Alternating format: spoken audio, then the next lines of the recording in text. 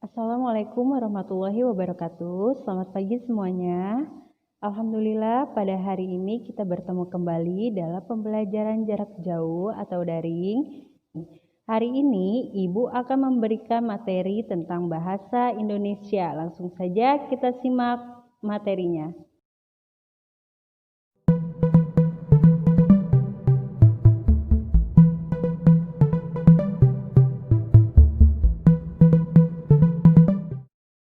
Sebelum kita memulai pembelajaran pada hari ini, marilah kita berdoa agar diberikan kemudahan dan kelancaran. Berdoa dimulai.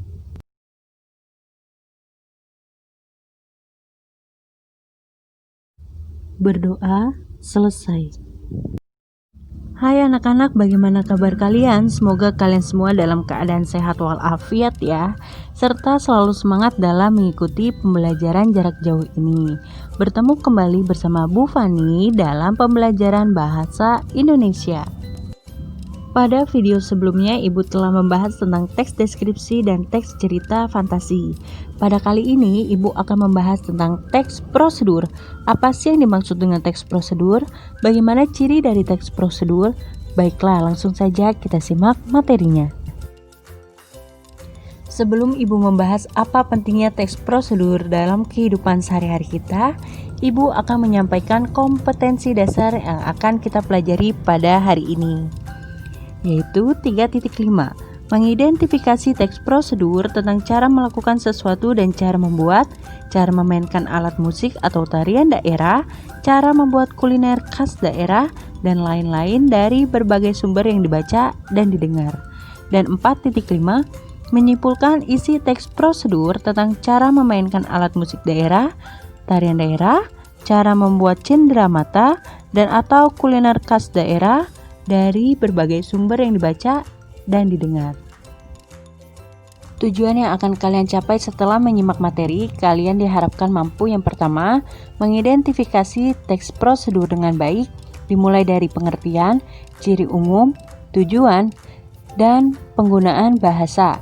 Kemudian yang kedua, menyimpulkan isi teks prosedur dengan benar. Langsung saja, mari kita simak materinya. Dalam kehidupan sehari-hari, disadari maupun tidak disadari, kalian sering menggunakan teks petunjuk atau prosedur untuk mempermudah kegiatan kalian, serta membantu kalian dalam memahami hal-hal yang belum diketahui hanya dengan mengikuti langkah-langkahnya saja. Lantas, apa yang terjadi jika kita melakukan sesuatu tidak sesuai dengan prosedurnya? Contoh yang paling sering kita temukan di dalam kehidupan sehari-hari adalah cara memasak mie instan. Jika kita memasak mie instan tidak sesuai dengan prosedurnya, maka akan mengakibatkan memasak mie instan seperti gambar di samping. Nah, cara tersebut adalah salah. Untuk itu penting kita mengetahui dan memahami apa sih yang dimaksud dengan teks prosedur. Teks prosedur adalah suatu bentuk teks yang berisi langkah-langkah atau tahapan-tahapan yang harus dipenuhi dalam melakukan suatu kegiatan. Contoh teks prosedur yang sederhana dan mudah kita temui dalam kehidupan sehari-hari adalah teks prosedur yang berada pada kemasan produk. Contohnya adalah produk mie instan, produk agar-agar, dan lain sebagainya. Lanjut kepada ciri dari teks prosedur. Ciri teks prosedur berbeda dengan ciri teks lainnya. Dari segi isinya ada 3 ciri. Yang pertama adalah terdapat panduan langkah-langkah yang harus dilakukan. Kemudian yang kedua, aturan dan batasan dalam hal bahan atau kegiatan dalam melakukan kegiatan. Kemudian yang terakhir adalah terdapat isi kegiatan secara urut. Contohnya adalah sebagai berikut.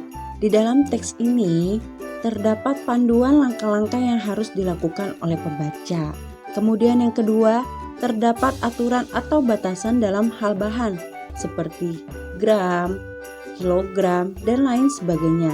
Kemudian yang terakhir adalah terdapat isi kegiatan yang dilakukan secara urut, mulai dari awal sampai dengan terakhir. Selanjutnya adalah tujuan teks prosedur. Tujuan teks prosedur yang pertama adalah membantu pembaca memahami langkah-langkah di dalam teks. Kemudian yang kedua, membantu pembaca menjabarkan alat dan bahan yang dibutuhkan dalam melakukan sesuatu. Dan yang ketiga, membantu pembaca atau pendengar untuk memahami cara melakukan atau membuat sesuatu dengan tepat. Dan yang terakhir adalah memberikan tuntunan yang tepat, akurat, dan jelas tentang membuat sesuatu, melakukan suatu aktivitas, atau mengoperasikan suatu alat. Jadi, tujuan utama teks prosedur adalah membantu pembaca atau pendengar untuk memahami cara melakukan atau membuat sesuatu dengan tepat. Lanjut pada penggunaan bahasa dalam teks prosedur.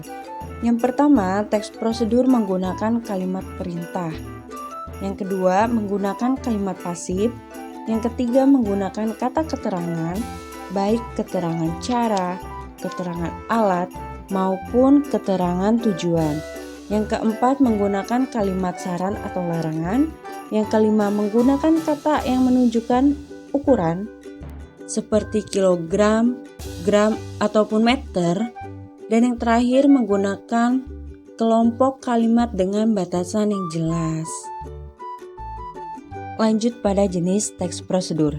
Jenis teks prosedur berdasarkan tujuannya dibagi menjadi 3. Yang pertama, teks prosedur untuk memandu cara menggunakan atau memainkan suatu alat. Contoh, cara memainkan suatu alat musik seperti gitar, gendang, kemudian drum, dan lain sebagainya. Dan cara menggunakan alat seperti cara menggunakan komputer, cara menggunakan handphone, cara menggunakan printer, dan lain sebagainya. Yang kedua, teks prosedur untuk memandu cara membuat. Nah, di dalam hal ini terdapat bahan, cara, dan langkah. Contohnya cara membuat nasi goreng atau mie instan dan lain sebagainya. Dan yang terakhir adalah teks prosedur untuk memandu cara melakukan suatu kegiatan. Contohnya seperti cara menari, cara melakukan senam, dan lain sebagainya.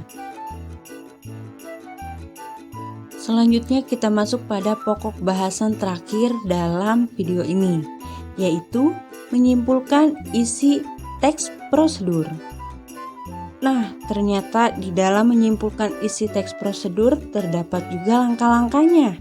Yang pertama adalah membaca teks. Yang pertama yang harus dilakukan dalam menyimpulkan isi teks prosedur adalah membaca teks secara keseluruhan dan memahami isi teks tersebut dengan baik. Nah, jadi sebelum menyimpulkan kita harus membaca terlebih dahulu isi teks secara keseluruhan. Kemudian langkah yang kedua setelah membaca teks secara keseluruhan yaitu menentukan kalimat utamanya. Seperti yang sudah Ibu bahas di dalam video-video sebelumnya, apa sih yang dimaksud dengan kalimat utama? Kalimat utama adalah kalimat yang mengandung gagasan utama dari sebuah paragraf. Kalimat utama merupakan kalimat pertama atau terakhir dari suatu paragraf. Setelah menentukan inti dari paragraf, langkah selanjutnya adalah menyusun kalimat dengan baik agar menjadi kesimpulan yang benar. Sekian pembelajaran pada hari ini, semoga bermanfaat, tetap semangat dan sehat selalu.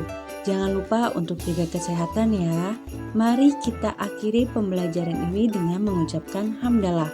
Alhamdulillahirabbil alamin. Wassalamualaikum warahmatullahi wabarakatuh. Jangan lupa like, komen, dan subscribe, dan share video ini ke teman-teman kalian jika video ini bermanfaat. Terima kasih.